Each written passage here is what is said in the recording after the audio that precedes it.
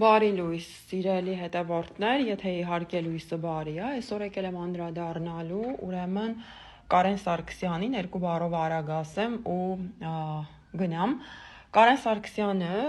Ռոբերտ Քոչարյանի ախրանի պետ, ուրեմն Գրիշի տղան է, ով մի քանի օր առաջ 500 հոգանոց ծնունդ է անում Երևանի ամենաթանկ ռեստորաններից մեկում, Օջախ ռեստորանում,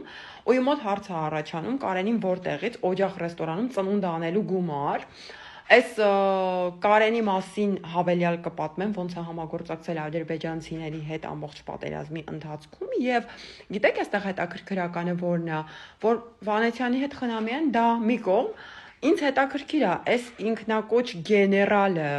ինչու է մինչև հիմա ազատության մեջ եւ այն ղարաբաղցիները, որ ՀՀ պետականությունից առավոտից երեկո տուն են պահանջում, ես իմ ինչ զիբիլ եմ պահանջում իրանց արևին տան, ինչի կարենա նմաններից չեմ պահանջում,